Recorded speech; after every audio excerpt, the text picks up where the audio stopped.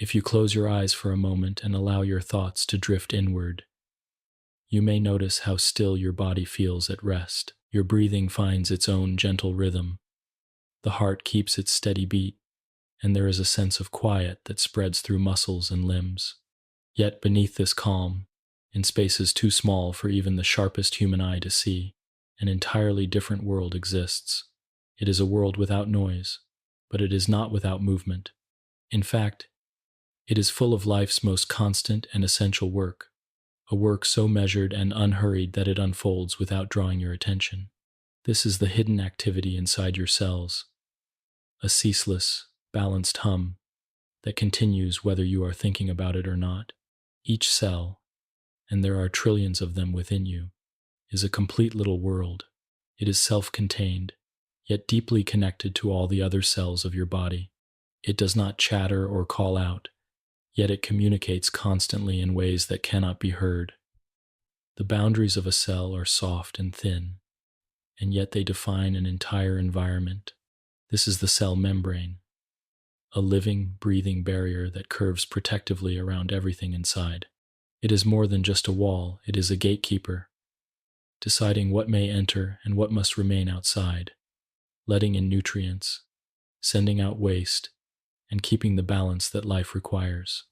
Inside this protective boundary is a clear, gel-like substance known as cytoplasm. It is not empty space, but rather a gentle suspension, a medium that holds and supports the structures of the cell. Within this space lie the organelles' tiny, specialized compartments, each performing tasks essential for the cell's survival. They are like the various rooms of a quiet workshop, each one designed for a different but interconnected purpose. Among these organelles, there is one that stands apart in importance and symbolism: the nucleus. The nucleus is often described as the cell's control center, though it does not direct with commands or hurry its processes. Instead, it serves as a safe library, protecting life's most precious volumes, strands of DNA. The DNA is coiled and folded with great care, for it contains every instruction the cell will ever need. This long, spiraling molecule holds the entire set of blueprints for the organism. It is the script for building proteins, the recipes for every structure and tool the cell might have to make. Kept safe inside the nucleus, these instructions wait quietly until the moment they are needed. Scattered throughout the cell are ribosomes, tiny bead-like structures that act as the builders in this molecular world. They are found floating freely in the cytoplasm, or attached to folded membranes, known as the endoplasmic reticulum. The endoplasmic reticulum itself is a network of soft corridors, some smooth and some dotted with ribosomes like beads along a ribbon. The smooth sections help prepare and move molecules, while the rough, ribosome-studded sections focus on assembling proteins. Nearby sits another folded structure, the Golgi apparatus. It is shaped like a stack of curved, flattened pouches, each one a processing station for proteins that have been built, but are not yet ready for their final role. Here, proteins may be packaged, adjusted, or tagged for delivery to specific destinations, both within the cell and beyond. Other organelles contribute as well. Mitochondria provide the energy needed for all this work, while vesicles transport small packages of material to where they are required. All these organelles, all this careful architecture, exists in service to the same ultimate goal, the continuation of life. At the heart of that purpose lies the making of proteins. Proteins are not just one type of molecule among many. They are the key workers of the cell. They make up the structure of your tissues, carry signals between cells, speed up the chemical reactions that keep you alive, and protect you from harm by recognizing and neutralizing threats. Without proteins, there is no function, no repair, no renewal. And without protein synthesis, the process by which they are created, life itself, could not continue. This process happens in every cell, in every moment, and it does so without the need for your conscious attention. Whether you are walking through a bright day or lying down in the soft darkness of night, Your cells are weaving together the building blocks of life. The scale of it is nearly impossible to imagine. Countless proteins, each one made from long chains of smaller units called amino acids, are being assembled with exquisite accuracy.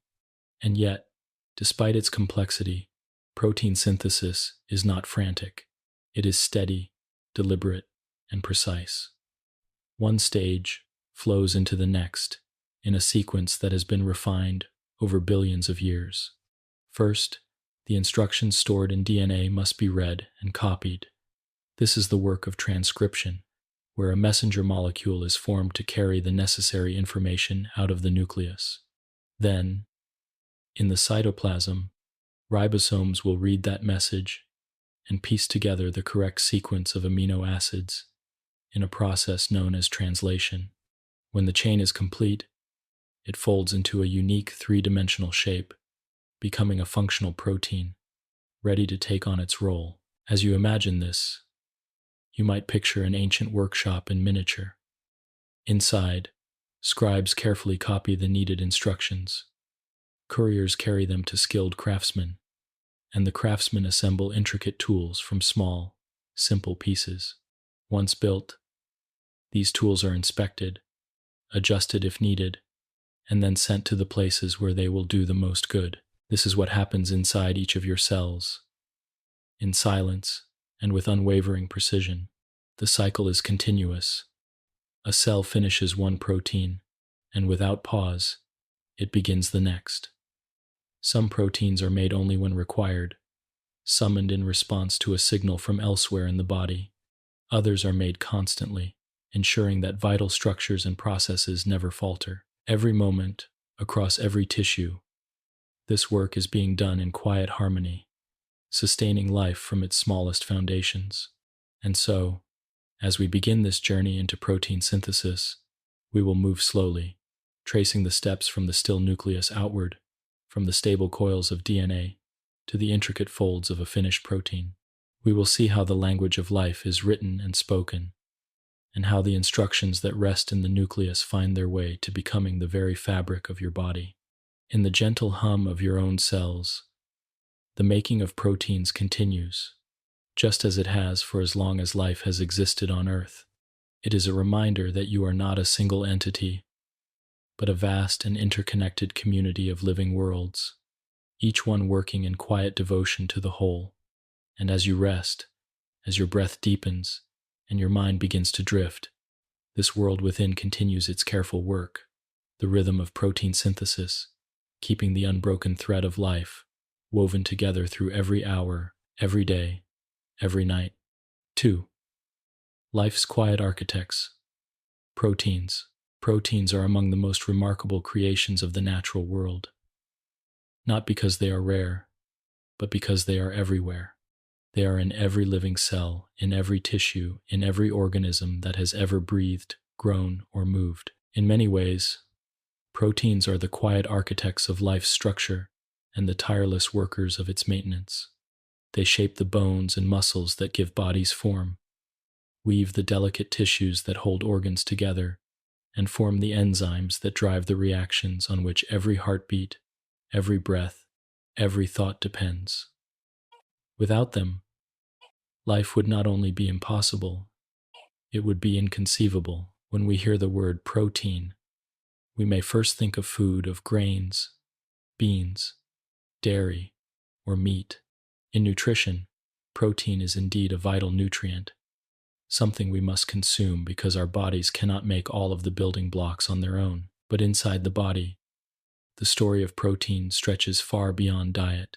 Here, proteins are not simply something we take in. They are something we endlessly create, each one crafted according to precise instructions, each one destined for a role that may last for moments or for years. Proteins are made from chains of smaller units called amino acids. There are 20 main amino acids used in human biology, each with its own subtle chemical personality. Some are small and light, some larger and more complex. Some carry electrical charges, others are neutral. The order in which they are joined determines the shape the protein will fold into, and this shape determines what that protein will do. In this way, proteins are both an art and a science of structure. Every curve, every twist, every fold matters. They take on an astonishing variety of forms and functions. Some proteins are structural, like collagen, which lends strength and flexibility to skin, tendons, and ligaments, or keratin, which forms hair and nails. Others are enzymes, tiny catalysts that make chemical reactions possible in the first place. Without enzymes, most reactions in the body would be so slow that life could not be sustained. Still others are transporters, like hemoglobin, which ferries oxygen from the lungs to the tissues. Some proteins act as messengers, hormones that carry signals between distant parts of the body, or as receptors that receive and interpret those signals. There are proteins that defend, forming antibodies that recognize and neutralize harmful invaders. There are even proteins that help other proteins fold into their proper shape, like gentle caretakers, ensuring a new creation finds its form. In every cell, the balance and abundance of proteins are constantly adjusted to meet the body's needs. When you grow, heal, adapt to new conditions, or respond to the environment, the proteins inside you are part of that change. Some may exist only briefly built, used, and then broken down within minutes. Others are designed for endurance, persisting for months or even years. But all of them share the same origin: the instructions written in your DNA, copied and translated with care, and assembled from amino acids with exquisite precision. One of the most striking things about proteins is that they work together in networks, rarely acting in isolation.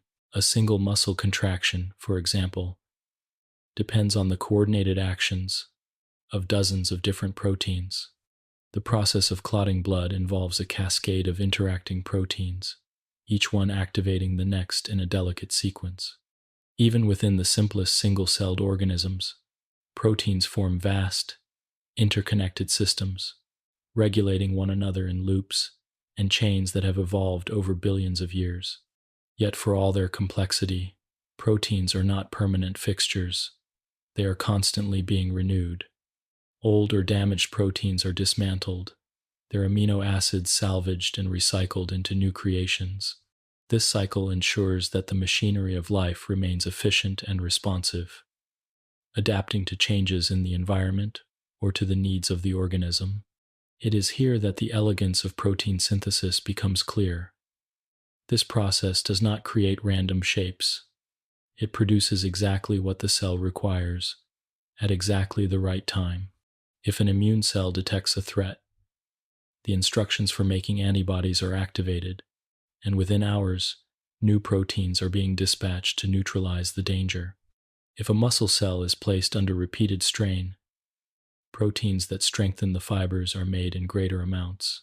The system is both highly specific and deeply flexible, able to respond to events in the moment while still preserving the overall balance of the body. And so, proteins are not just physical substances within us. They are the story of life in action. They represent the translation of genetic information into something tangible and functional. They are the bridge between the blueprint stored in DNA and the living form it creates. In every moment, in every cell, they are being built, folded, and set to work, all in the service of maintaining the delicate equilibrium we call health. As we continue, we will look more closely at where this story begins, not in the cytoplasm where proteins take shape, but in the quiet interior of the nucleus, where the instructions for life are written in the twisting code of DNA. From there, we will follow the path of a single protein's creation, from the moment the genetic instructions are read to the moment the finished molecule is released into the cell. In the stillness of the cell, in the quiet spaces of the body, the making of proteins continues without pause, weaving the threads of life together in patterns as old as life itself. 3. The molecular library, DNA. In the quiet center of nearly every cell lies a structure of great significance, though it occupies only a small portion of the space. This is the nucleus, a softly rounded chamber, enclosed within its own delicate double membrane. It is more than just another compartment. It is a sanctuary. Here, away from the restless activity of the cytoplasm, the most essential information of life is kept safe. Within these boundaries, coiled and folded with meticulous care, lies DNA, the molecule that serves as both the archive of the past and the instruction manual for the present and future. DNA, or deoxyribonucleic acid, is the repository of genetic information. It is often described as a blueprint, but it is not a simple diagram or sketch. It is a vast library containing the instructions for building and maintaining an entire organism, from the smallest molecular detail to the most complex structural feature.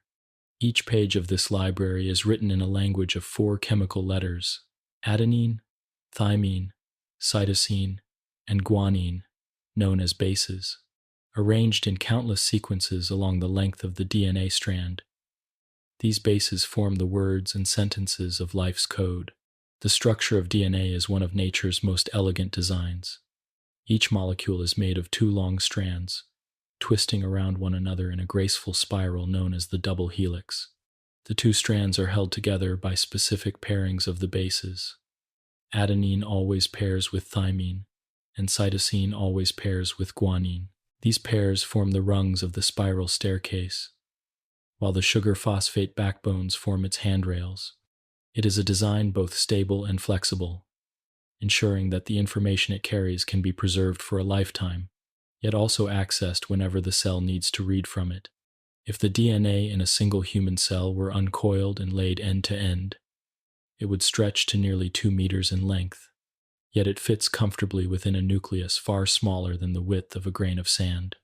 This remarkable compression is achieved by winding the DNA around small, spool-like proteins called histones, forming coiled units known as nucleosomes.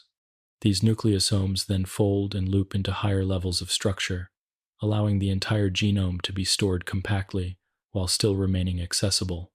It is an arrangement as efficient as it is intricate. Within the expanse of DNA, specific segments carry instructions for making proteins. These segments are called genes.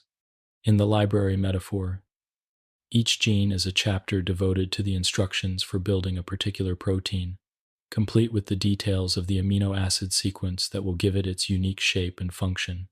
The human genome contains roughly 20,000 of these chapters, a number that may seem small, given the complexity of the body, but each gene can give rise to multiple versions of a protein through processes of editing and modification. In this way, the library's contents are endlessly versatile. DNA is not only a storehouse, it is also a historical record. Its sequences carry the traces of distant ancestors, the remnants of changes accumulated over millions of years. Some stretches of DNA no longer serve as instructions for making proteins but remain as silent pages, preserved by the passage of time.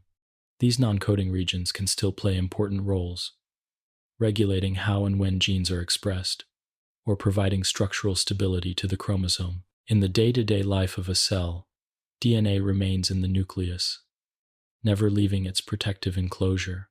Instead, when a protein is needed, the cell makes a temporary copy of the relevant instructions in the form of messenger RNA. This is the beginning of transcription, the first stage in the making of a protein. The RNA will carry the message out into the cytoplasm, where the ribosomes wait to translate it into the physical form of amino acids joined together. DNA's stability is vital to life, but it is not invulnerable.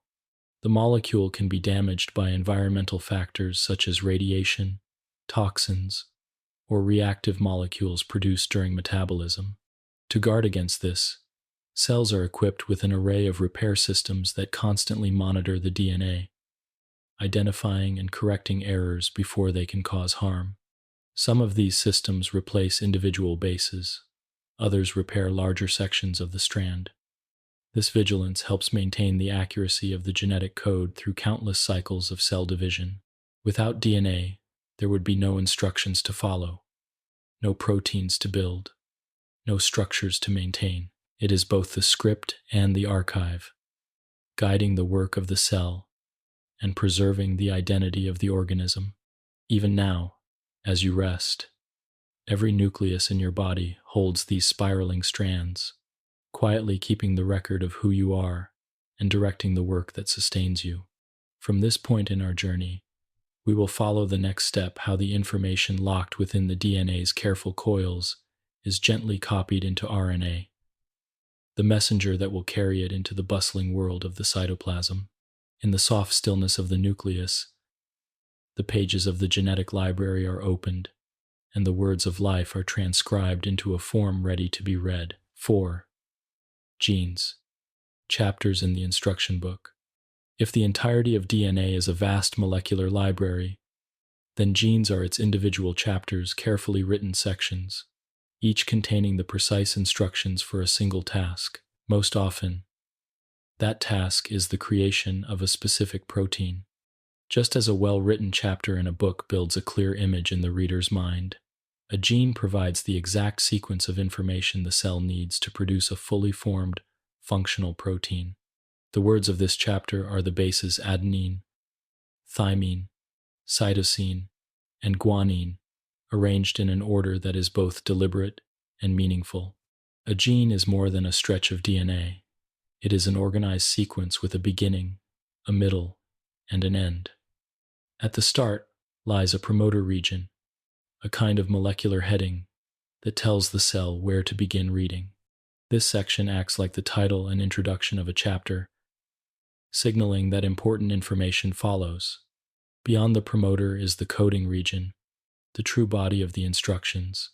Here, the sequence of bases is divided into groups of 3, called codons, each specifying a single amino acid in the final protein. At the close of the gene is a terminator sequence, a gentle period at the end of the sentence, letting the transcription machinery know that the message is complete. Not all genes are constantly active. Some are like reference chapters, rarely opened but always available if needed. Others are read often, producing proteins essential for everyday functions like metabolism, repair, and communication between cells. The cell regulates this process carefully, activating certain genes in response to environmental changes, signals from neighboring cells, or internal needs. In this way, the library is not static. It is responsive, its pages turned in direct answer to the demands of the moment. Genes can vary greatly in size. Some are only a few hundred base pairs long, while others stretch across hundreds of thousands. A single gene may be made of multiple coding segments called exons, separated by non-coding sections called introns. When a gene is transcribed into RNA, these introns are removed in a process known as splicing, leaving only the exons to be joined together into the final, continuous message. This editing process allows a single gene to give rise to more than one protein, depending on how the exons are combined. In this way, the library is more dynamic than it might seem. Its chapters can be reassembled into new forms, creating a richer variety of outputs from the same core instructions. Some genes do not code for proteins at all. Instead, they carry the instructions for making RNA molecules that serve as the machinery of the cell itself.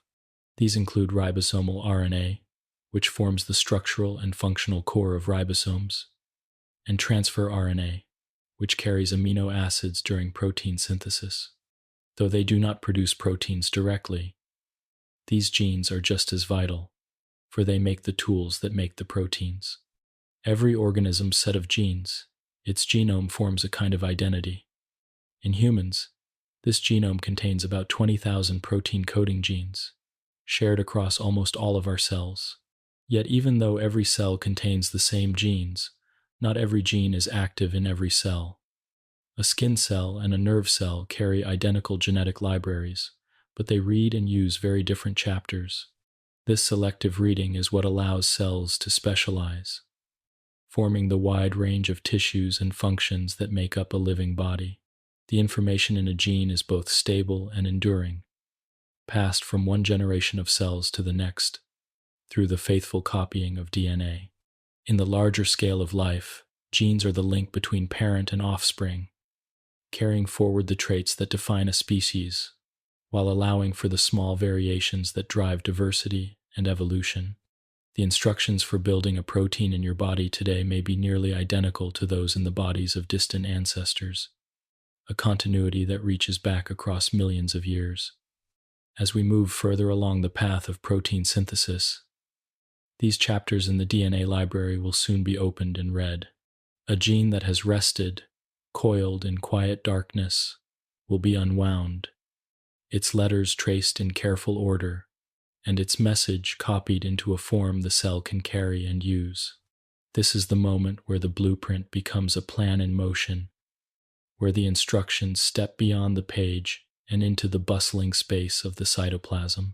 In the next part of our journey, we will explore the language itself, the genetic code, and how the 4 simple letters of DNA are arranged into a vocabulary that can describe every protein a living cell will ever need. 5. The language of life, the genetic code. Within the twisting strands of DNA lies a language unlike any spoken or written on the surface of the earth. It is a language of chemistry, written in the order of 4 repeating molecular symbols: adenine, thymine, cytosine, and guanine. Though simple in its alphabet, it is capable of describing the full complexity of life. This is the genetic code, the system by which the information stored in DNA is read, understood, and ultimately transformed into the proteins that shape and sustain living organisms. Each letter of this code represents one of the 4 nucleotide bases. On their own, these letters cannot convey the instructions for a protein, just as a single letter in our own alphabet cannot form a word. Meaning emerges only when these letters are arranged in specific sequences. In DNA, the language is read in sets of 3 bases at a time. These triplets are known as codons, and each one corresponds to a particular amino acid, the building block of a protein. For example, the codon ATG instructs the cell to add the amino acid methionine, which also serves as the starting signal for protein synthesis. Because there are 4 possible bases and 3 positions in each codon, the genetic code has 64 possible combinations. Of these, 61 specify amino acids, while the remaining 3 act as stop signals markers that tell the ribosome the protein is complete. This redundancy in the code, where multiple codons can call for the same amino acid, helps protect against errors. A small change in one letter may still produce the same amino acid, preserving the protein's function, even if the DNA sequence has shifted slightly. The genetic code is often called universal because it is shared by nearly all forms of life, from bacteria to plants to humans. This remarkable consistency is evidence of our shared evolutionary history and allows scientists to study genes in one species and apply what they learn to others. A gene from a human cell can be placed into a bacterium, and the bacterium will read and use it correctly, producing the same protein. This universality ties together every living thing, as if all life speaks the same molecular language. Still, this language is not spoken directly by DNA. The pages of the genetic library never leave the safety of the nucleus. Instead, when a protein is needed, the relevant section of DNA is copied into a temporary, portable version of the code called messenger RNA, or mRNA. In this copy, the base thymine is replaced by uracil, but the overall structure and meaning of the code remain the same. The mRNA serves as a transcript, carrying the instructions from the quiet interior of the nucleus into the busy environment of the cytoplasm, where proteins are assembled.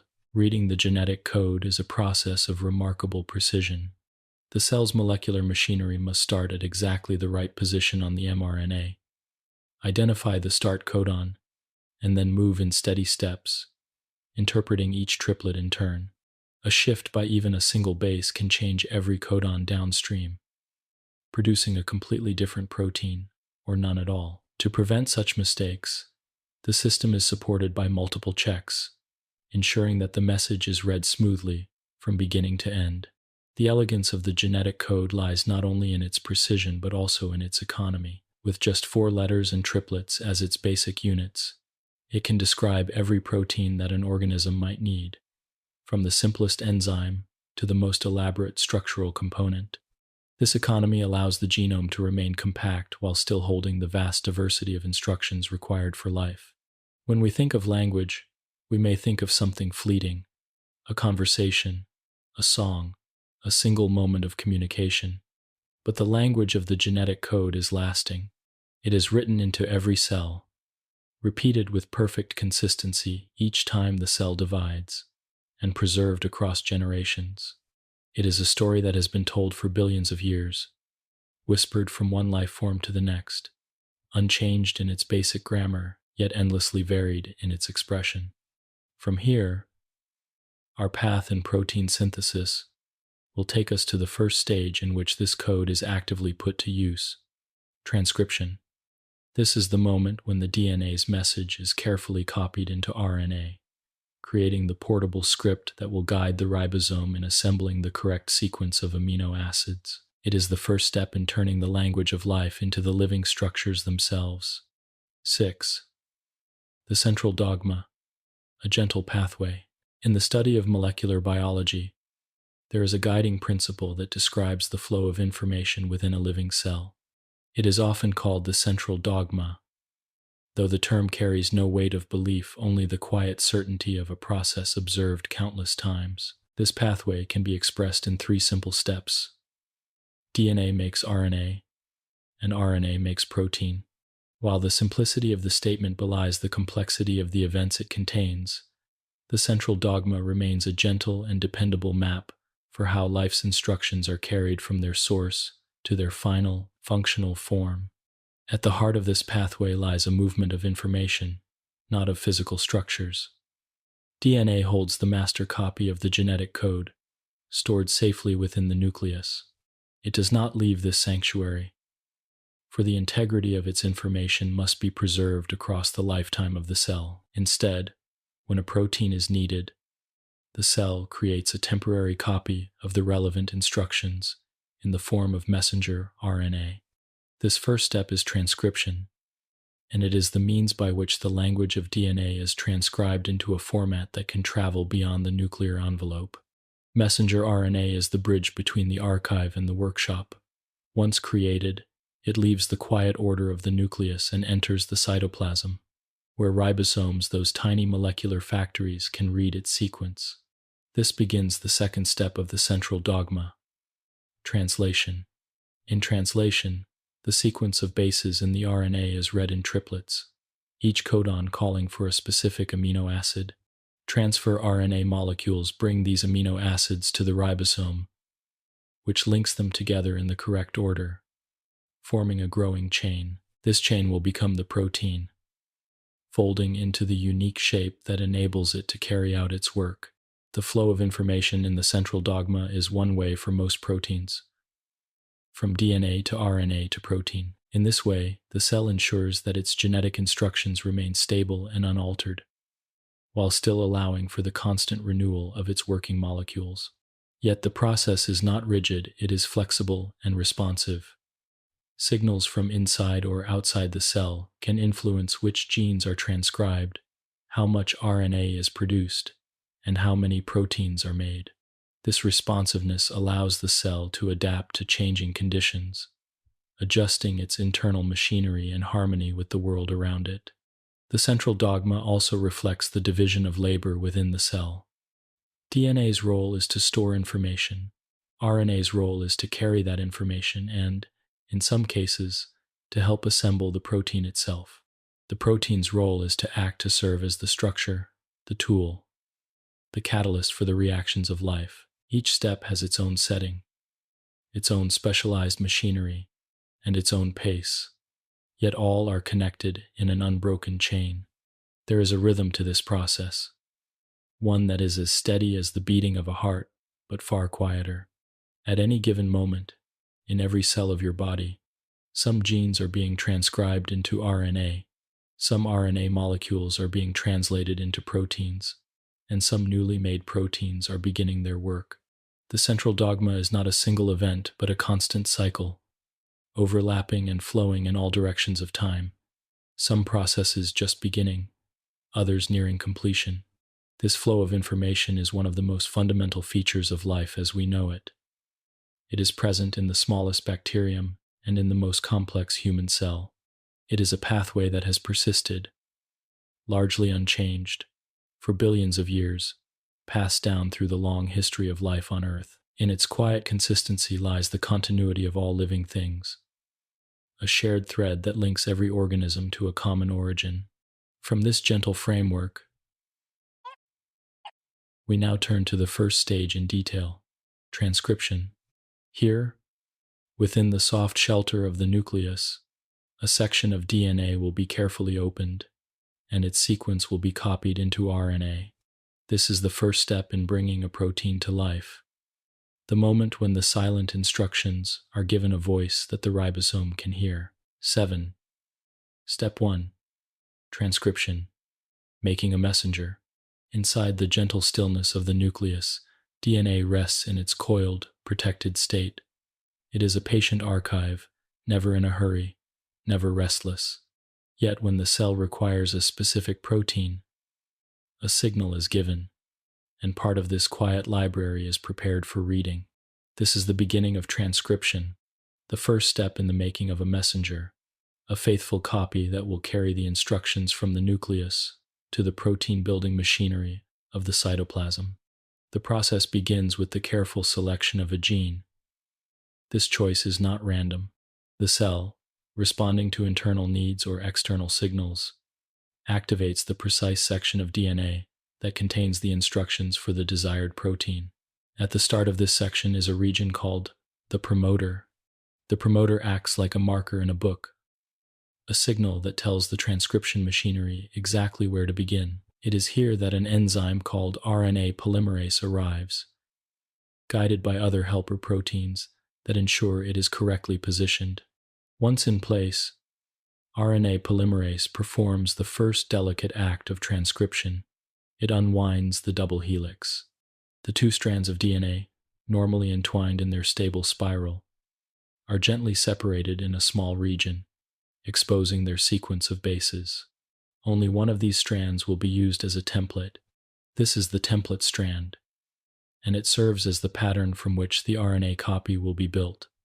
The other strand, the coding strand, mirrors the sequence of the RNA that will be produced. In RNA, the base uracil, U, replaces thymine, T. Guided by the template strand, RNA polymerase moves along the DNA, adding complementary RNA nucleotides one by one. When the enzyme encounters a guanine, G, on the DNA, it adds a cytosine, C, to the RNA. When it sees a cytosine, it adds a guanine. An adenine on the DNA is matched with a uracil in the thymine. T on the DNA is paired with an adenine in the RNA. This steady pairing continues in a slow, measured progression, the RNA chain lengthening with each step. Unlike the DNA molecule, which remains locked within the nucleus, the growing RNA is designed to travel. It is a working copy, meant to be used, and then, eventually, replaced. For now, however, its only task is to be completed with perfect accuracy. The sequence must match the instructions exactly, for even a single misplaced base could alter the meaning of the message and change the protein that will be made. As transcription proceeds, the new RNA strand begins to take on its functional form, messenger RNA, or mRNA. This transcript carries the genetic information in the same triplet codon structure found in the DNA, ready to be read by the ribosome. But before it leaves the nucleus, the mRNA will undergo a series of refinements to protect and prepare it for its journey. One of the first changes is the addition of a protective cap at the 5' end of the RNA. This cap, made of a modified guanine base, helps the mRNA bind to ribosomes later and shields it from degradation. At the other end of the molecule, the 3' end, a tail of adenine bases is added. known as the poly-A tail. This tail acts as a stabilizer, protecting the message and helping regulate how long it will last in the cytoplasm. Between these ends lies the main body of the message, but even here, some editing is needed. The initial RNA transcript, often called pre-mRNA, contains both coding sequences, called exons, and non-coding sequences, called introns. The introns are like pauses or silent passages in the instructions. Before the RNA can be used, these introns must be removed, and the exons joined together in a continuous sequence.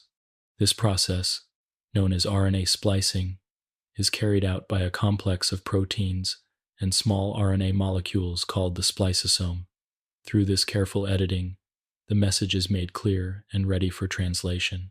By the time transcription is complete, the mRNA is no longer a rough copy. It is a polished script, prepared to leave the nucleus and enter the cytoplasm. The DNA, its job for the moment finished, rewinds into its protective coils, ready to be called upon again in the future. The mRNA, meanwhile, will pass through the nuclear pore's small, guarded openings in the nuclear envelope, stepping out from the quiet library into the bustling workshop of the cell. This marks the end of transcription. The information has been transferred from DNA to mRNA, preserving the precise sequence needed to build the protein. The message is now portable, able to travel where it is needed without disturbing the original blueprint. It is the first stage of the central dogma completed, the moment where silent information becomes a working plan. From here, the mRNA will meet the ribosome, and the next stage translation will begin. In translation, the language of nucleotides will be read and transformed into the language of amino acids, and the protein will begin to take shape. But for now, in the gentle space between transcription and translation, the messenger drifts quietly through the nuclear pore, carrying the words of life into the place where they will become form and function. 8. Messenger RNA, the portable script. Messenger RNA, or mRNA, is the careful courier of the cell, a faithful carrier of instructions from the quiet, sheltered nucleus to the busy protein-building world of the cytoplasm. It is a bridge between the stillness of the DNA library and the dynamic work of the ribosome. Without it, the instructions for life would remain locked away, silent and unused. With it, the cell can take those instructions wherever they are needed, at the precise time they are required. The mRNA's journey begins within the nucleus, at the moment transcription ends. By this point, the molecule is no longer a rough, unedited draft. It has been capped, tailed, and spliced, transformed from pre-mRNA into a mature transcript.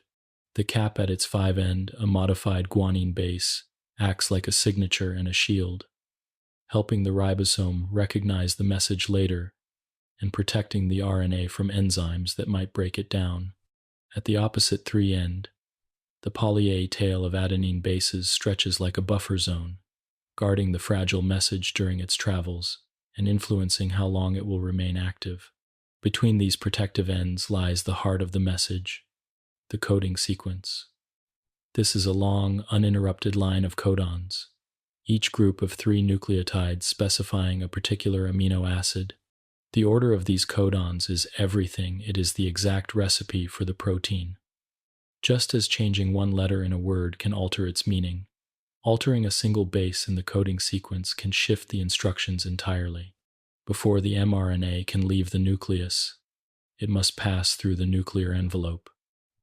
This barrier, made of 2 layers of membrane, surrounds the nucleus like a protective wall. But scattered across its surface are nuclear pores, complex gateways that regulate what comes in and what goes out. These pores are not simply open channels.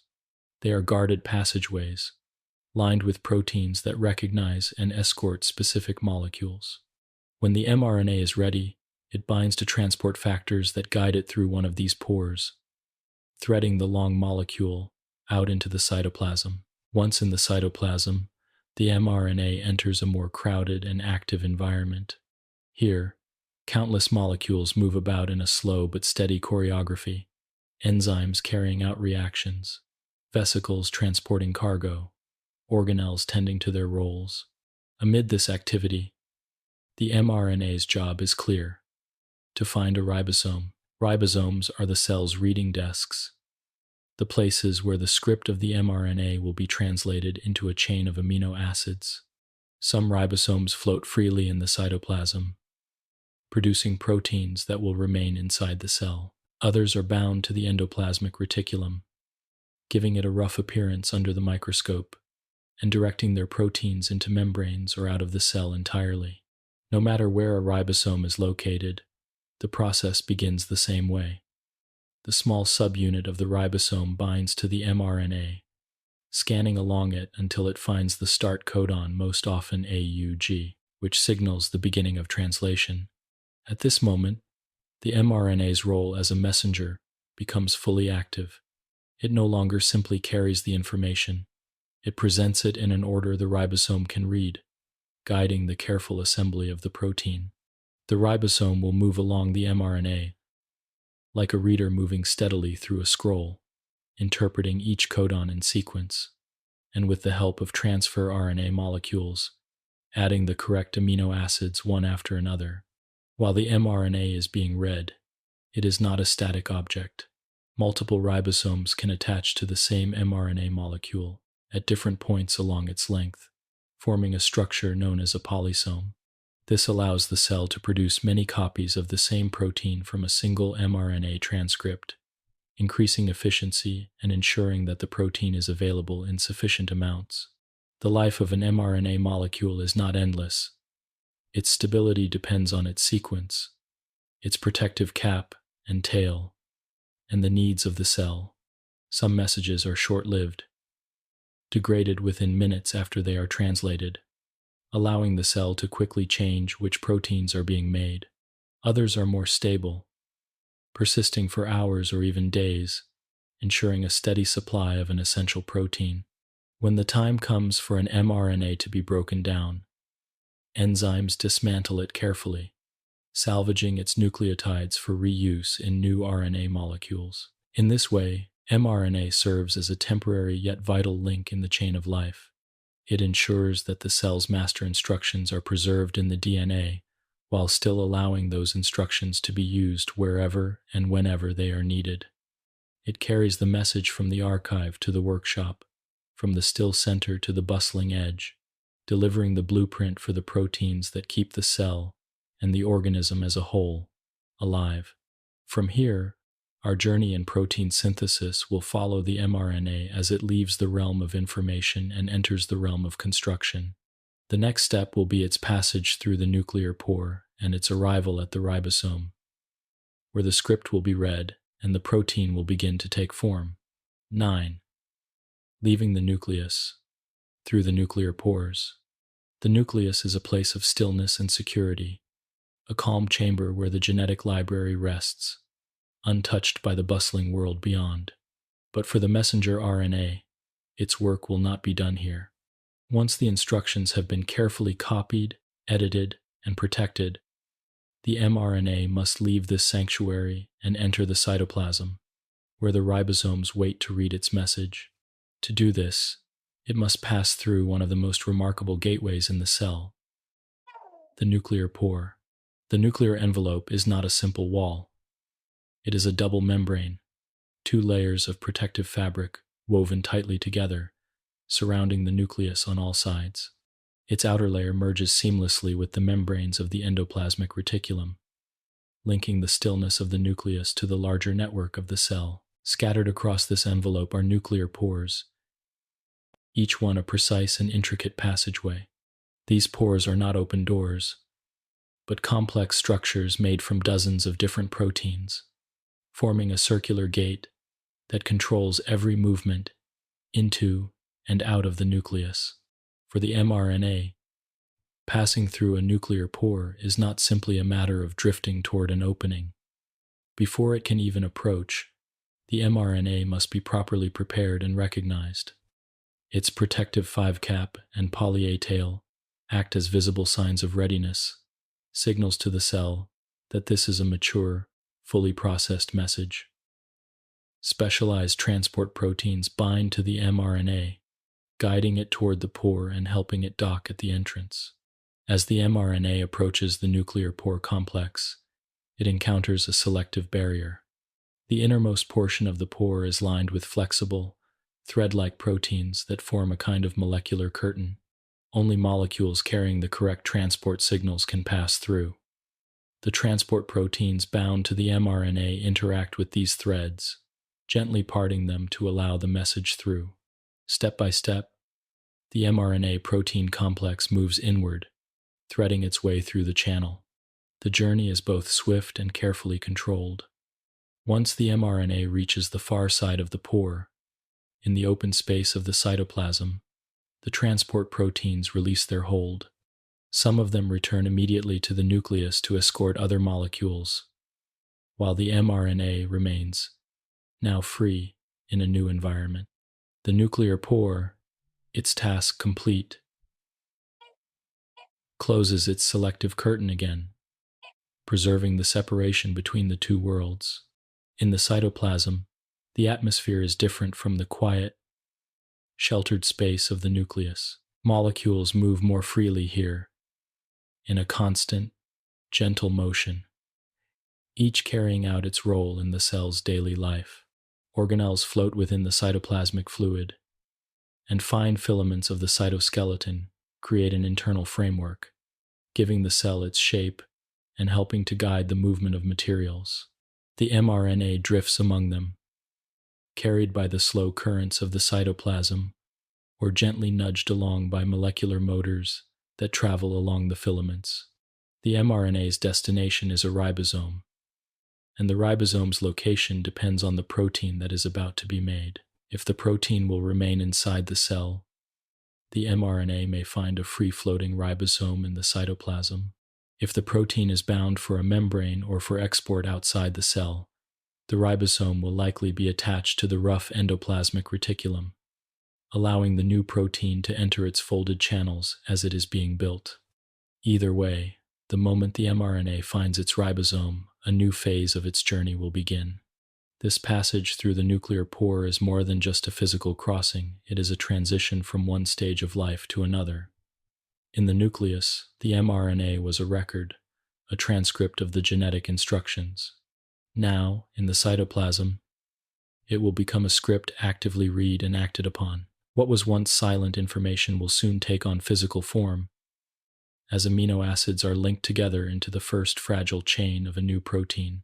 In this way, the nuclear pore stands as a quiet but essential guardian in the cycle of protein synthesis. It allows the flow of information from the genome to the cellular machinery, while ensuring that the contents of the nucleus remain protected.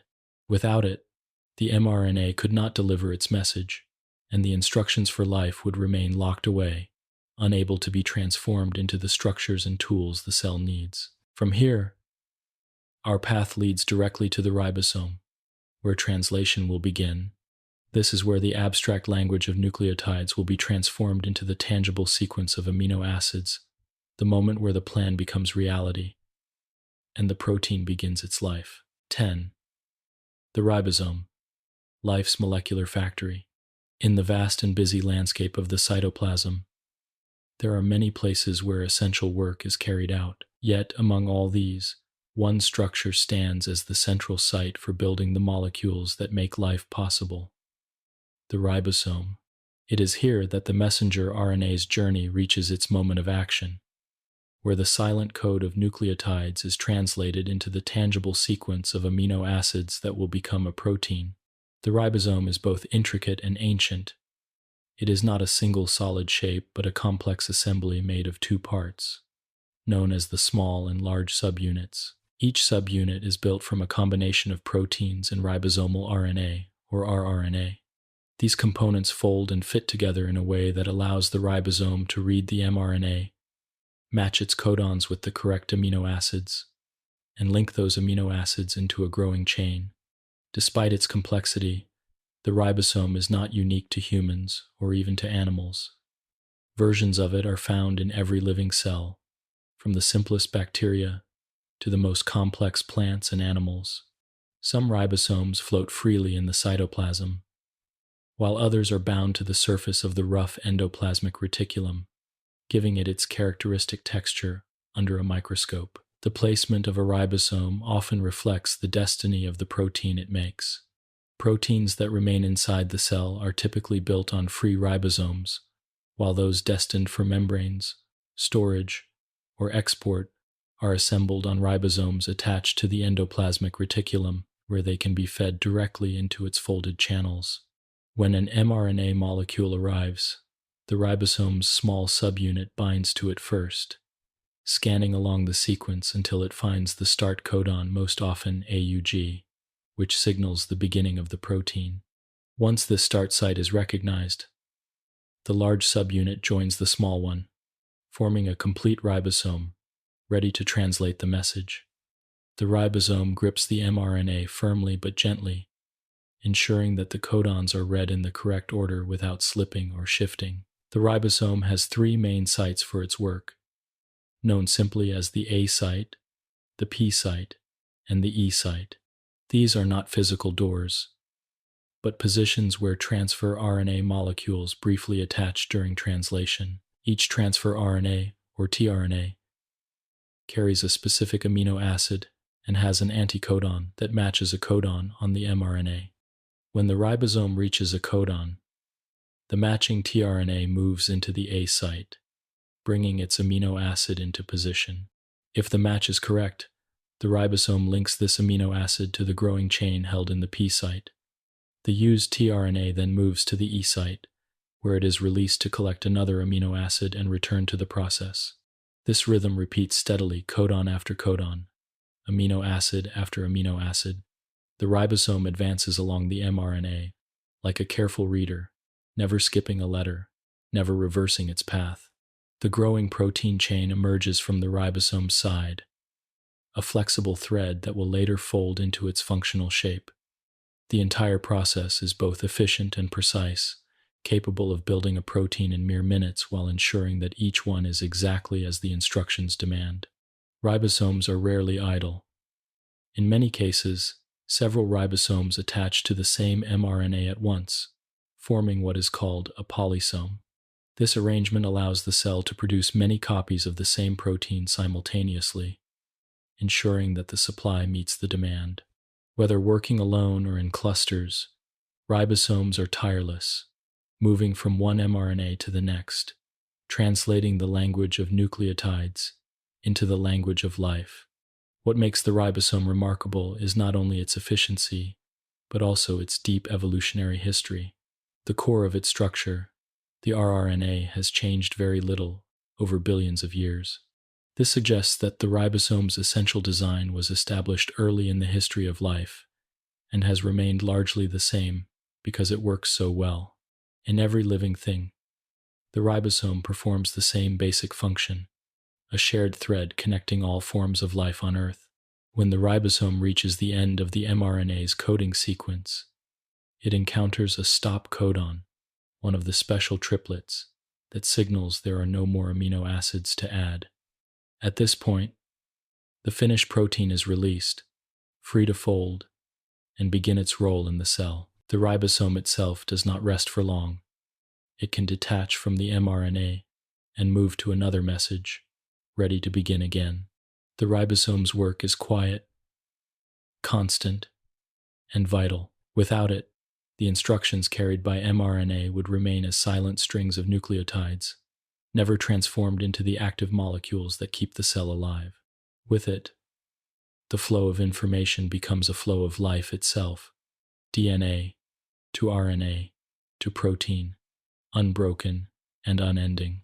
From here, our journey will move closer into the next stage of translation, where we will watch the ribosome begin its reading of the mRNA, guided by the partnership of tRNA molecules, each carrying their own unique building block for the growing chain.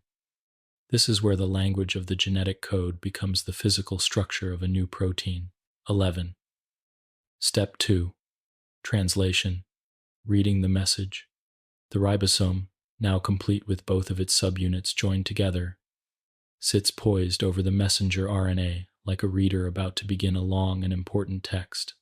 Around it, the cytoplasm hums with quiet motion. But here at this molecular desk, all attention is on the message that has just arrived from the nucleus. Translation: the process of reading the mRNA and turning its code into a chain of amino acids can now begin. The starting point is marked by a specific codon in the mRNA, almost always AUG, which codes for the amino acid methionine. This codon is the signal that tells the ribosome where the protein should begin. A special transfer RNA, carrying methionine, binds to this start codon within the ribosome's P site. This initial match is more than just the beginning, it sets the reading frame, the precise grouping of the mRNA's bases into triplets. If this frame were shifted even by a single base, the entire protein sequence would be altered, changing its meaning entirely. With the start codon secured, the ribosome moves to the next codon in the sequence. At the A site, a new transfer RNA arrives, carrying the amino acid that matches this next codon. Each tRNA is shaped like a small, folded cloverleaf, with one end holding its amino acid and the other end displaying an anticodon, a sequence of 3 bases that pairs perfectly with the codon on the mRNA.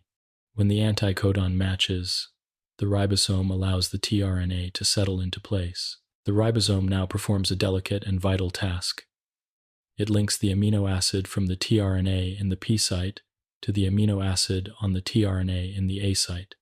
This bond, called a peptide bond, is strong and stable, holding the amino acids together in a growing chain. The newly extended chain now hangs from the tRNA in the A site. Next, the ribosome shifts forward along the mRNA by 1 codon. This movement transfers the tRNA with the growing chain into the P site, while the empty tRNA moves into the E site, where it will soon be released. The A site is now open again, ready for the next tRNA to arrive. This cycle, matching, bonding, and shifting, repeats steadily, each step adding another amino acid to the chain. Multiple tRNAs, each carrying their own specific amino acid, arrive in turn, guided entirely by the sequence of codons on the mRNA. The ribosome does not choose which amino acid to add. It simply follows the instructions, allowing the code itself to direct the process. This ensures that the final protein will match the design stored in the DNA. Translation is remarkably efficient. In bacterial cells, a ribosome can add as many as 20 amino acids per second, and even in the slower pace of human cells, the work proceeds with quiet speed. At the same time, the process is highly accurate, thanks to the precision of tRNA matching and the ribosome's ability to reject incorrect pairings. As the amino acid chain grows longer, it begins to fold, even before the protein is complete. Some folding happens naturally, as chemical attractions between different parts of the chain pull it into shape. Other times, helper proteins called chaperones assist in the folding, ensuring that the final structure is correct and functional. The shape of a protein determines its job in the cell, so proper folding is as important as the sequence itself. Eventually, the ribosome reaches a stop codon, one of 3 specific sequences, UAA, UAG, that signal the end of the protein. These codons do not correspond to any amino acid.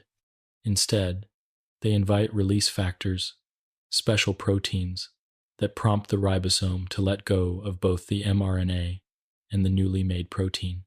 The completed protein, now free in the cytoplasm, will begin the next phase of its life, folding completely, undergoing any necessary modifications, and finding its place in the cell's structure or machinery.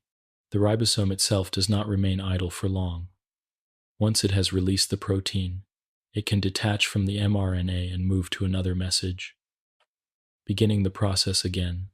In this way, the ribosome acts as both a precise reader and a tireless builder, turning the abstract language of nucleotides into the working components of life. Translation is the moment where information becomes action, where the plan written in the DNA and carried by the mRNA is transformed into the functional reality of a protein. Without it, the genetic code would remain silent, With it, life's instructions are not only preserved, but also continuously brought into form. From here, our focus will turn to one of the key players in translation, the transfer RNA, or tRNA. It is the quiet partner in this process, carrying each amino acid to the ribosome with perfect precision, ensuring that every piece of the protein puzzle is delivered exactly where it belongs. 12. Transfer RNA, the adapter molecule. In the intricate choreography of protein synthesis, messenger RNA brings the instructions, and the ribosome provides the stage and the tools. But to truly build a protein, another player must join the performance, one that can read the code of the mRNA and also carry the physical pieces needed to assemble the protein. This role belongs to transfer RNA, or tRNA, the quiet adapter molecule that bridges the language of nucleotides and the language of amino acids. Each tRNA is a small folded strand of RNA, about 70 to 90 nucleotides long. Its shape is often described as a clover leaf when drawn in 2 dimensions, with loops and stems created by the molecule folding back on itself and forming base pairs. But in 3 dimensions, it takes on a compact L-shaped form. One end of this L holds an attachment site for an amino acid, while the other end carries a 3-nucleotide sequence known as the anticodon. It is this anticodon that pairs with the codon on the mRNA, ensuring that the correct amino acid is placed in the protein chain at exactly the right time. There are many different tRNAs in a cell, one for each of the 20 amino acids. Some amino acids even have more than one tRNA, reflecting the fact that the genetic code can use multiple codons for the same building block. Each tRNA is highly specific. It can only carry the amino acid that matches its anticodon. This pairing is made possible by a group of specialized enzymes called aminoacyl tRNA synthetases. These enzymes act like careful matchmakers, recognizing both the tRNA's unique shape and sequence and the corresponding amino acid. With a small expenditure of energy, the enzyme attaches the amino acid to the tRNA, creating what is called a charged tRNA, ready to participate in translation. When translation begins, tRNAs move between the ribosome and the pool of amino acids in the cytoplasm, each carrying its assigned building block. Guided by the ribosome, the anticodon of the tRNA binds to its matching codon on the mRNA.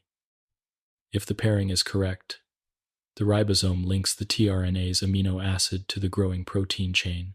If it is incorrect, the ribosome rejects the tRNA, preventing errors in the protein's sequence. This careful checking helps keep the translation process remarkably accurate. tRNA's role may seem small compared to the mRNA's long string of instructions, or the ribosome's complex machinery, but without it, the two could not connect. The ribosome cannot directly interpret the language of nucleotides into amino acids. It needs the tRNA as an interpreter, one who speaks both languages fluently. In this way, tRNA is the true bridge between genetic information and physical structure. The movement of tRNA during translation follows a steady rhythm. A charged tRNA enters the A site of the ribosome, matching its anticodon to the mRNA's codon. If correct, its amino acid is linked to the chain held in the P site. The ribosome then shifts forward, moving the tRNA with the growing chain into the P site and the empty tRNA into the E site, from which it will be released. Freed from the ribosome, the empty tRNA travels back to be recharged with a new amino acid by its synthetase enzyme, ready to return to the process once more. tRNAs are reused many times, cycling through this process with quiet efficiency. Their durability and precision make them one of the most reliable components of the protein-making system. They are also among the most ancient molecules in biology, with structures and functions that have remained almost unchanged across billions of years. This stability speaks to their perfection in fulfilling their role. Nature has found no need to redesign them. In the wider view of protein synthesis, tRNA is both humble and indispensable. It does not carry the full message, nor does it shape the protein directly, yet it ensures that every instruction in the mRNA is carried out with perfect accuracy. Each amino acid in every protein you have ever made arrived at its place because a tRNA delivered it there, guided by the quiet pairing of codon and anticodon. From here, our journey will shift to the amino acids themselves, the small but varied molecules that tRNA carries, and that ultimately link together to form the protein. We will explore their structures, their properties, and how their unique characteristics give each protein its shape and function. 13. Amino acids, building blocks of life. Every protein in every cell is made from a collection of small, versatile molecules called amino acids. They are the individual units that tRNA delivers to the ribosome, and when linked together in a chain, they form the raw structure of a protein. Though small, amino acids carry within them the potential for nearly limitless variety. By changing their order, their length, and their combinations, the cell can create an enormous range of proteins, each with its own shape, purpose, and function. There are 20 standard amino acids used by living organisms. Each shares a common basic structure, a central carbon atom, known as the alpha carbon, bonded to 4 different groups. The first is a hydrogen atom. The second is an amino group, which contains nitrogen and gives the molecule its name. The third is a carboxyl group, which contains carbon and oxygen and gives the molecule its acidic nature. The fourth group is what makes each amino acid unique, the side chain, often called the R group. It is the R group that determines an amino acid's chemical personality, whether it is small or large, charged or neutral, water-loving or water-repelling. These differences matter greatly. Some side chains are simple, like the single hydrogen of glycine, making it small and flexible. Others are more elaborate, like the ring-shaped structure of tryptophan, which gives it a bulky, aromatic character. Some, like glutamic acid, carry a negative charge at physiological pH, while others, like lysine, carry a positive charge. Still others, such as leucine, are nonpolar, preferring to avoid water and settle into the protected interior of a folded protein. The way amino acids interact with each other is what shapes the final protein. In the ribosome, they are joined together by peptide bonds, forming a polypeptide chain.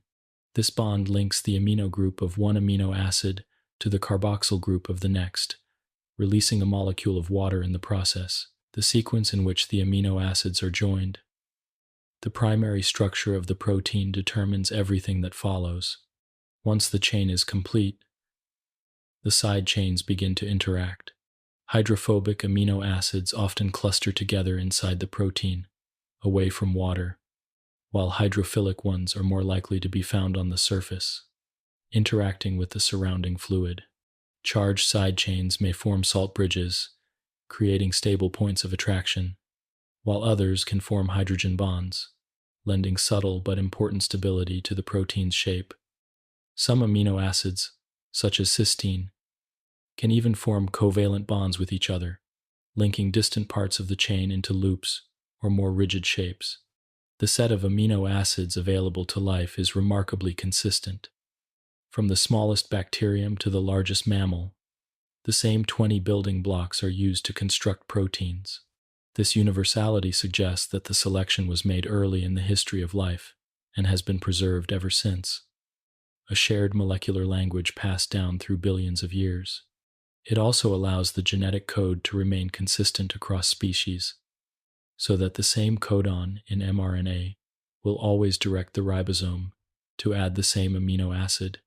Some amino acids are considered essential in the human diet, meaning that our bodies cannot make them and must obtain them from food. Others are non-essential, not because they are unimportant, but because our cells can synthesize them from other materials. Regardless of their source, once inside the cell, all amino acids are treated the same by the ribosome and tRNA. Each is assigned to its specific codons, ready to be placed in the growing protein whenever the message calls for it.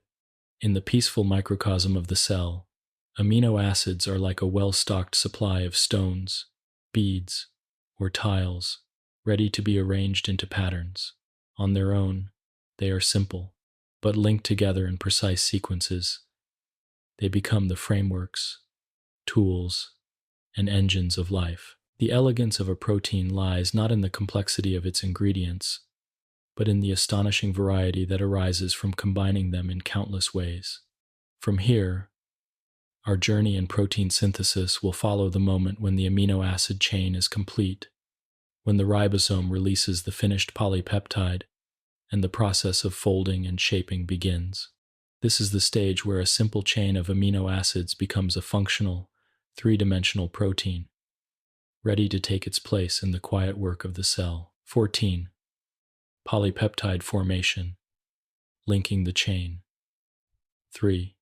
Inside the ribosome, the building of a protein is like the careful weaving of a long, continuous thread. Each amino acid arrives in turn, delivered by its matching transfer RNA, and is joined to the end of the growing chain. This process, polypeptide formation, is the heart of translation, the moment when the genetic message is transformed into a tangible structure. The bond that links one amino acid to the next is called a peptide bond. It forms when the carboxyl group of one amino acid reacts with the amino group of another, releasing a molecule of water. This reaction is driven by the ribosome's catalytic center, a region made not of protein, but of ribosomal RNA. In fact, it is the rRNA that performs the chemical joining, making the ribosome a ribozyme, an RNA molecule with enzymatic activity. At the start, the chain is just a few amino acids long, small enough to remain tucked inside the ribosome. But as more amino acids are added, the polypeptide begins to extend outward, emerging from a narrow tunnel in the ribosome's large subunit. The sequence of amino acids being added is determined entirely by the codons of the messenger RNA, which are read one after another in a steady progression. Each addition follows the same rhythm. A charged tRNA carrying the correct amino acid enters the A site of the ribosome, guided by its anticodon pairing with the mRNA codon. The ribosome then catalyzes the transfer of the growing chain from the tRNA in the P site to the amino acid on the tRNA in the A site, forming a new peptide bond. The ribosome shifts forward by one codon, moving the chain-bearing tRNA into the P site, the newly emptied tRNA into the E site, and opening the A site for the next incoming tRNA. This cycle repeats with quiet precision, each step lengthening the chain by a single amino acid. The speed can be impressive, up to several amino acids per second, yet the process remains highly accurate. The ribosome ensures that each amino acid is added in the exact order dictated by the mRNA, preserving the integrity of the protein's design. As the chain grows longer, it begins to interact with itself. Some segments may form loose coils or folds even before the protein is complete. These early shapes are not yet the final form, but are gentle hints of the structure to come. For proteins that will function inside the cell, the polypeptide emerges directly into the cytoplasm, where it will fold and mature. For proteins destined for membranes or secretion, the ribosome may attach to the rough endoplasmic reticulum, threading the growing chain into its interior as it is built. The process continues until the ribosome encounters a stop codon on the mRNA. These special codons, UAA, UAG, or UGA, do not correspond to any amino acid. Instead, they signal the arrival of release factors, proteins that prompt the ribosome to release the completed polypeptide. The chain, now free, slips away into the surrounding environment, ready for the next stage of its life. The release of a polypeptide marks a quiet turning point. The sequence has been faithfully copied from the genetic instructions, but it is still just a chain, a long, flexible strand of amino acids without a defined shape. To become a functioning protein, it must fold into a precise three-dimensional structure. a process guided by the chemical properties of its amino acids, and sometimes assisted by specialized chaperone proteins. Polypeptide formation is one of the most universal acts in biology. It takes place in every living cell, using the same basic rules, the same 20 amino acids, and the same ribosomal machinery. This unity means that a ribosome from one organism can, in many cases, build a protein from the mRNA of another, a testament to the shared molecular heritage of all life. From here, our exploration will follow the moment after the chain is released, into the folding stage, where the flat, linear sequence takes on a complex, purposeful form, and the protein becomes capable of carrying out its role in the cell. 15. Protein folding. Finding the shape of function. When a ribosome releases a newly formed polypeptide chain, it is not yet a functional protein. At this moment, it is simply a long, flexible strand of amino acids, each linked to the next, in the exact order dictated by the messenger RNA. But in the gentle environment of the cytoplasm, or within the channels of the endoplasmic reticulum, the chain begins a quiet transformation, one that will determine its identity and purpose. This is the process of protein folding. Protein folding is nature's way of turning a simple linear sequence into a three-dimensional structure. The information needed for this transformation is built into the sequence itself. The chemical nature of each amino acid, whether it is hydrophobic or hydrophilic, charged or neutral, bulky or small, guides how the chain bends, twists, and arranges itself in space. Hydrophobic side chains tend to gather toward the interior of the protein, away from the watery environment, while hydrophilic and charged side chains position themselves toward the surface, ready to interact with the surrounding fluid. The folding process often begins as the protein is still being made. As the chain emerges from the ribosome's tunnel, segments start to adopt regular patterns, such as alpha helices, tight, spiral coils, and beta sheets, flat, ribbon-like arrangements. These secondary structures are stabilized by hydrogen bonds, which form quietly between the backbone atoms of the amino acids. From these smaller elements, the protein continues to fold into its full tertiary structure, bringing distant parts of the chain into contact. Some folds form pockets or grooves that will later serve as active sites for enzymes. Others create sturdy frameworks for structural proteins, or flexible hinges for proteins that move and change shape as they work. In some cases, multiple folded chains called subunits come together to form a larger, quaternary structure, each subunit contributing to the function of the whole. While some proteins can fold correctly on their own, others require assistance. Special helper molecules called chaperone proteins guide the folding process, shielding the new protein from unwanted interactions and preventing it from clumping with other chains. One type of chaperone, known as a chaperonin, forms a hollow chamber where a protein can fold in isolation, away from the crowded environment of the cytoplasm. Once folding is complete, the protein is released into its functional form. Folding is essential because the shape of a protein determines its function. Even a single misplaced fold can render a protein inactive or cause it to behave in harmful ways. The cell therefore invests great care in ensuring that proteins fold correctly, monitoring them and, if necessary, marking damaged or misfolded proteins for recycling. The beauty of protein folding lies in its precision. A sequence of just a few hundred amino acids can fold into a shape of extraordinary complexity, with loops, twists, and pockets arranged in a way that perfectly suits the protein's role. Enzymes fold into shapes that cradle their substrates. Antibodies fold into structures that can recognize specific invaders. Transport proteins fold into channels that allow certain molecules to pass while excluding others. Folding is not only a matter of structure, it is also a matter of stability. Many proteins are designed to hold their shape for long periods, while others fold and unfold repeatedly as part of their function. The folded state is often the lowest energy configuration for the sequence, meaning the protein naturally settles into this form as if it were finding a place of rest. Once folding is complete, the protein may still undergo further refinements. Some receive chemical modifications such as the addition of phosphate groups, sugars, or lipids that help them function or guide them to the correct location in the cell.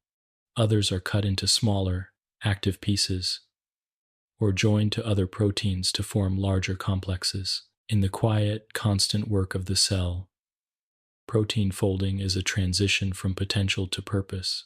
The amino acids, arranged in perfect order, take on a shape that allows them to act in harmony, performing a specific task in the vast network of life's processes. Without folding, the polypeptide chain would be inert. With it, the chain becomes alive with function.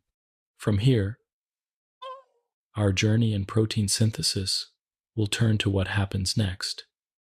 Once a protein has found its final shape, it must be delivered to the right location, whether that is inside the cytoplasm, embedded in a membrane, or secreted into the world beyond the cell. This is the step where proteins begin their working life. 16. Post-translational modifications. Refining the protein.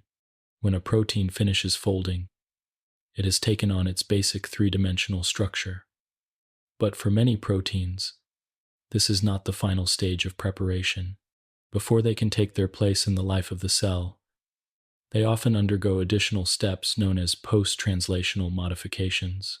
These quiet refinements adjust the protein's shape, stability, location, or activity, ensuring that it will work exactly as intended.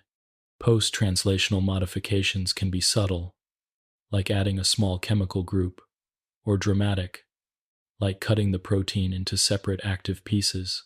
They take place in different parts of the cell, sometimes right beside the ribosome, sometimes deep within the folds of the endoplasmic reticulum, or later, inside the stacked layers of the Golgi apparatus. One common modification is phosphorylation, the addition of a phosphate group to certain amino acids, usually serine, threonine, or tyrosine. This small change can have a large effect, altering the protein's activity, changing its shape, or allowing it to interact with other molecules. Phosphorylation acts like a molecular switch, turning proteins on or off as the cell requires. Another frequent modification is glycosylation, the attachment of sugar chains to the protein. These carbohydrate additions can help the protein fold properly, increase its stability, and serve as signals that guide it to its correct destination. In membrane proteins, sugars often extend outward from the cell surface, where they can help with recognition and communication between cells. Some proteins are cleaved, cut by specialized enzymes after they are made. This cutting can remove unnecessary sections, activate a dormant protein, or release a fragment that will function separately. For example, many enzymes are made in an inactive form to prevent them from acting at the wrong time or place. Only when they reach their proper location are they cut into their active state. Other modifications include the addition of lipid groups, which help anchor proteins to membranes, the formation of disulfide bonds between cysteine residues, which stabilize the protein's shape, and methylation, or acetylation, which can influence how a protein interacts with DNA or other proteins.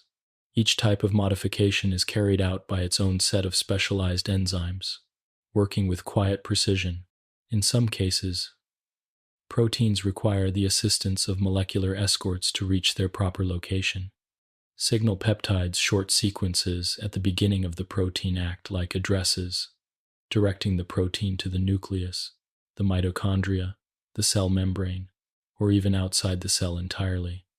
Once the protein reaches its destination, the signal sequence may be removed, leaving the mature protein in place. The timing of these modifications is carefully regulated. Some occur immediately after translation, ensuring the protein is ready for use right away. Others happen only in response to certain signals, allowing the cell to control when and how the protein functions. This fine-tuned control helps the cell adapt to changing conditions without wasting resources. Post-translational modifications expand the versatility of the proteome, the complete set of proteins in a cell. With just 20 amino acids, there are limits to the chemical variety a protein can have. By adding phosphate groups, sugars, lipids, or other chemical features, the cell can create an almost endless range of functional possibilities from the same basic components. When these refinements are complete, the protein is ready for service. It has been folded into the correct shape, equipped with the necessary chemical groups, and guided to the right location. Whether it will catalyze a reaction, carry a signal, provide structural support, or transport a molecule, it is now fully prepared to fulfill its role. From here, the journey of protein synthesis turns toward the final stage, protein targeting and delivery, where each protein is sent to the exact place it is needed, ensuring the smooth and balanced operation of the entire cell. 17. Protein targeting and delivery, reaching the destination. Once a protein has been folded into its correct shape and refined through post-translational modifications, it is ready for the final stage of its creation, reaching the place where it will work. Inside a cell, proteins are not left to wander aimlessly.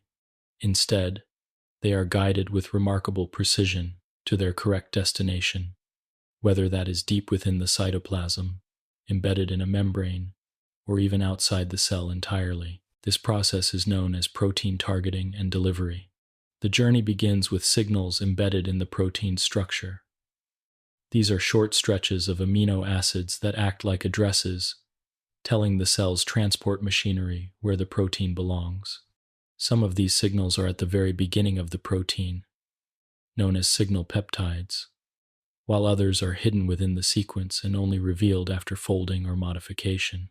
Proteins that will remain in the cytoplasm usually have no targeting signals. Once they are released from the ribosome, they are free to begin their work where they are made. But proteins meant for other locations must be recognized by specific transport systems. For proteins heading into the nucleus, the address is a nuclear localization signal, a short sequence rich in positively charged amino acids. Special transport proteins in the cytoplasm recognize this signal and escort the protein through the guarded nuclear pores, allowing it to enter the quiet interior of the nucleus, where it may act on DNA or RNA.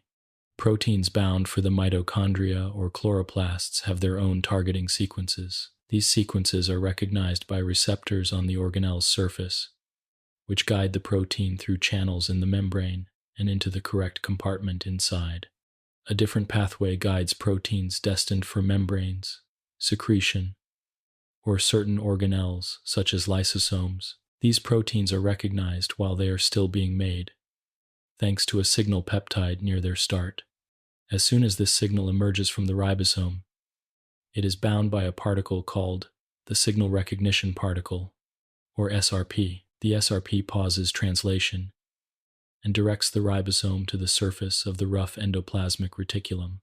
Here, the ribosome resumes translation, threading the growing protein directly into the ER's interior or embedding it in its membrane.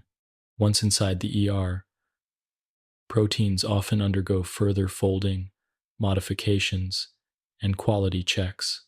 From there, they are packaged into small membrane-bound vesicles and sent to the Golgi apparatus, a series of flattened membrane sacs that function as the cell's shipping center.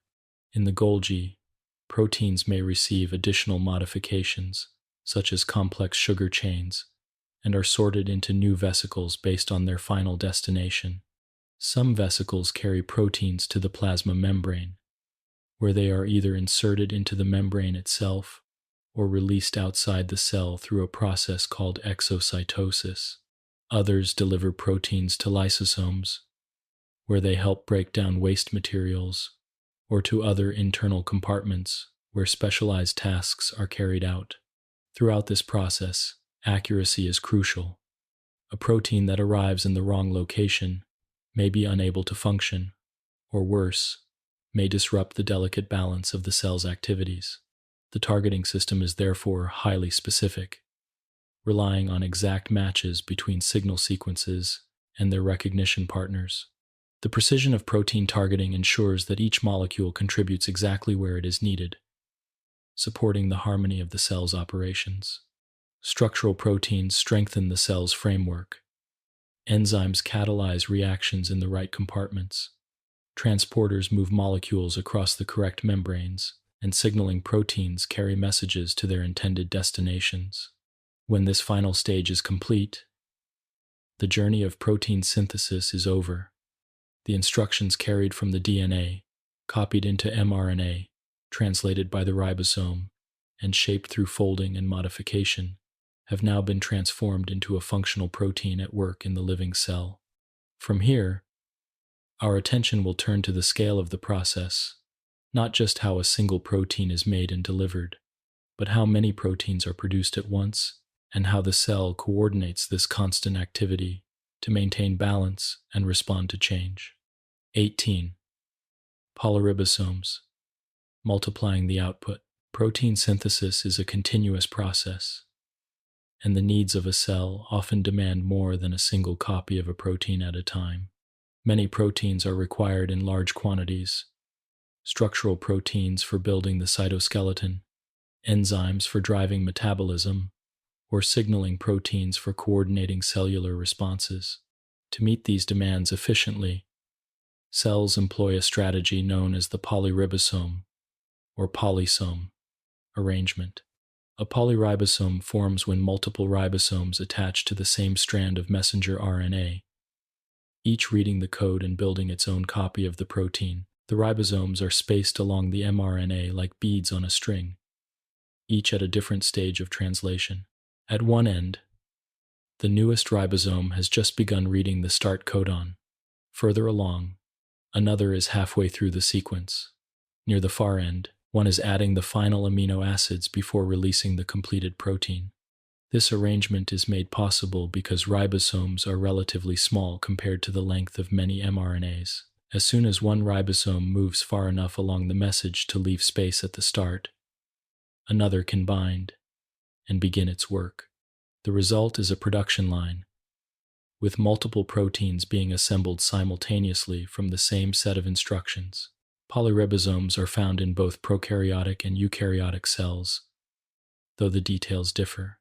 In bacteria, where transcription and translation happen in the same compartment, ribosomes can begin translating an mRNA while it is still being synthesized by RNA polymerase. This allows for an especially rapid response to changing conditions.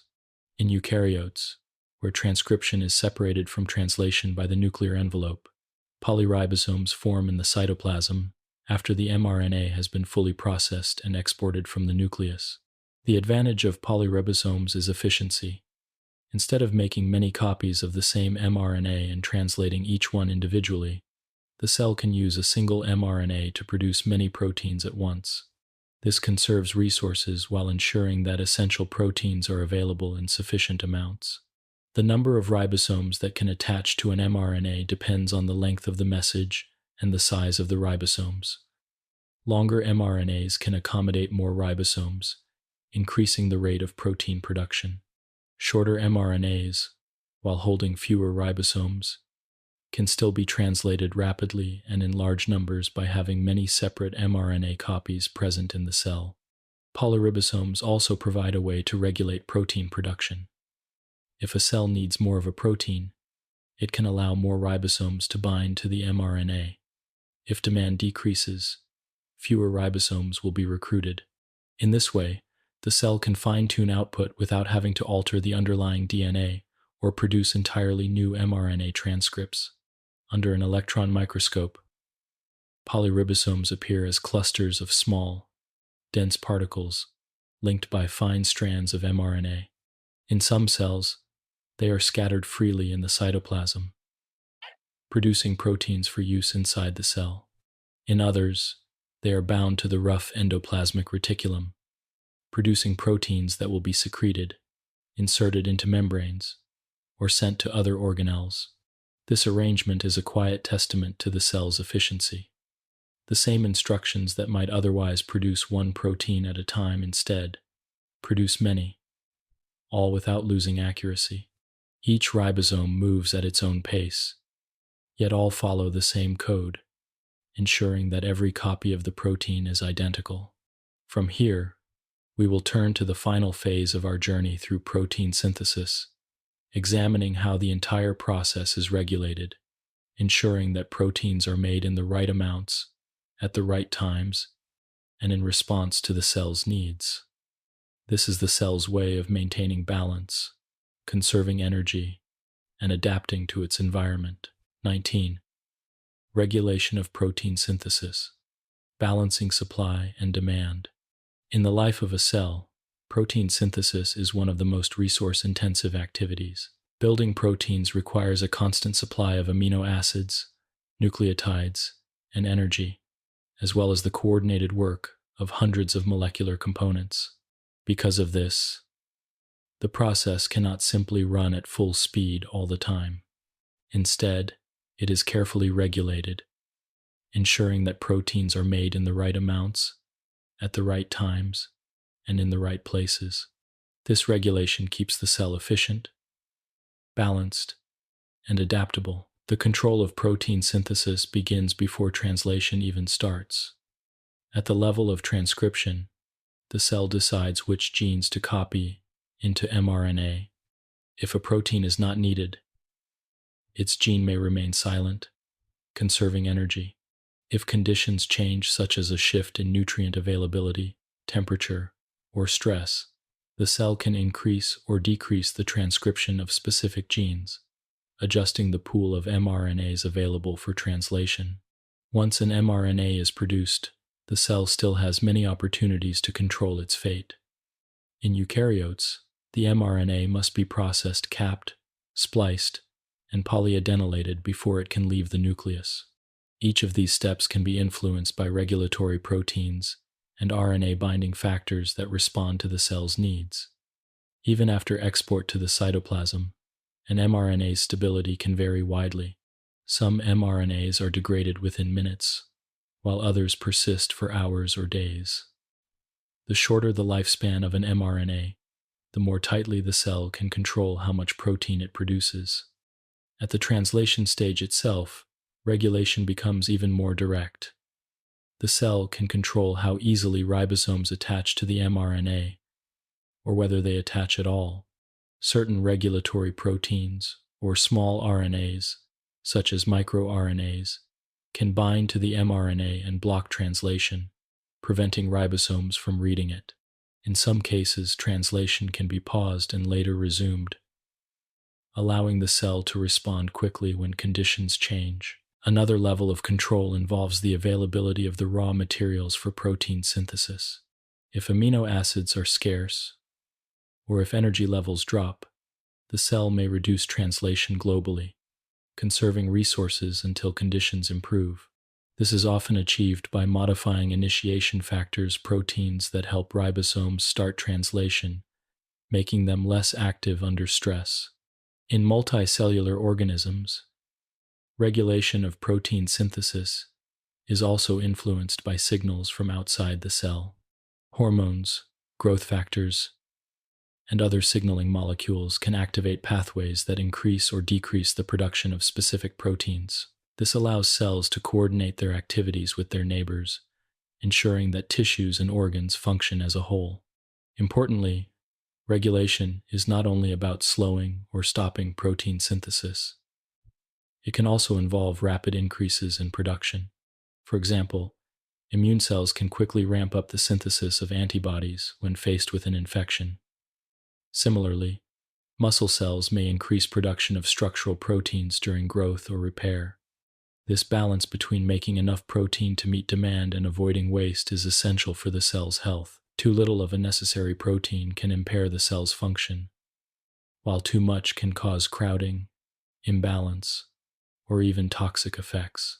By adjusting protein synthesis with such precision, the cell keeps its internal environment stable, ready to respond to whatever challenges or opportunities arise. As we near the end of our journey, our focus will shift to the final part of the protein story: its lifespan. Once a protein has been made, it will work for a time, but eventually it must be broken down and recycled.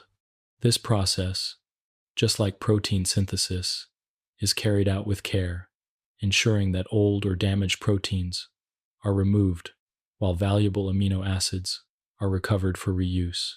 20. Protein lifespan and degradation. Recycling cellular components. The creation of a protein is only the beginning of its story. Once folded, modified, and delivered to its destination, a protein will serve the cell for as long as it remains functional.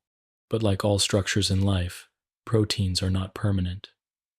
Over time, they may become worn, damaged, or simply no longer needed. The cell, always efficient, does not allow these molecules to linger indefinitely. Instead, it carefully dismantles and recycles them, recovering valuable amino acids for future use. The lifespan of a protein varies widely. Some proteins, like certain enzymes in metabolic pathways, may last for only minutes before being replaced. Others, such as structural components of the cell, can remain stable for days or even weeks. The duration depends on the protein's role, its stability, and the conditions of the cell's environment. Proteins can be marked for degradation in several ways. One of the most common signals is the attachment of a small protein called ubiquitin. This process, known as ubiquitination, tags the protein as ready for disposal. Multiple ubiquitin molecules can be linked together, forming a chain that is recognized by the cell's main protein recycling center, the proteasome. The proteasome is a large, barrel-shaped complex that unfolds tagged proteins and threads them into its interior. Inside, specialized enzymes break the protein down into short peptides and amino acids. These building blocks are then released back into the cytoplasm, where they can be used to create new proteins, continuing the cycle of synthesis and degradation. Not all proteins are broken down by the proteasome. Some, especially those within organelles or involved in larger complexes, are degraded by other systems, such as the lysosome. The lysosome is an acidic compartment filled with enzymes capable of digesting a wide range of cellular materials. Proteins destined for lysosomal degradation may be delivered in vesicles or enclosed in double membrane structures called autophagosomes, which fuse with the lysosome to release their contents. Protein degradation is not simply a form of waste removal, it is a vital part of regulating the cell's functions. By breaking down specific proteins, the cell can quickly stop certain processes or respond to changes in its environment. It can remove damaged or misfolded proteins before they cause harm, preventing dangerous aggregates from forming. It can also recycle amino acids during times of nutrient scarcity, ensuring that resources are used efficiently. The balance between protein synthesis and degradation is known as protein homeostasis or proteostasis. Maintaining this balance is essential for health. If degradation outpaces synthesis, important proteins may be lost, weakening the cell. If synthesis outpaces degradation, proteins may accumulate in excess, leading to crowding or toxicity. The cell's regulation systems work constantly to keep these two forces in harmony. From the moment a protein is born on the ribosome to the moment its components are recycled, its life is a cycle of purpose, function, and renewal. Each stage, synthesis, folding, modification, targeting, function, and degradation, fits into the seamless rhythm of the cell's activities. Even as one protein's life ends, the materials it leaves behind are ready to form new molecules, carrying forward the same atoms into future tasks. This quiet cycle unfolds in every cell of every organism, unceasing and essential. It is a reminder that life is not static, but a constant flow of building, using, and renewing, all guided by the precise language of the genetic code. And so our journey through protein synthesis comes full circle. From the deep vaults of the nucleus, where the DNA holds its instructions, to the bustling ribosomes that assemble amino acids into chains, to the careful folding and final delivery of each protein, and finally, to the recycling of its components. The cell carries out this process with perfect continuity. It is a story of creation and renewal, told in the quiet hum of molecular machinery that works without pause, sustaining life in every moment.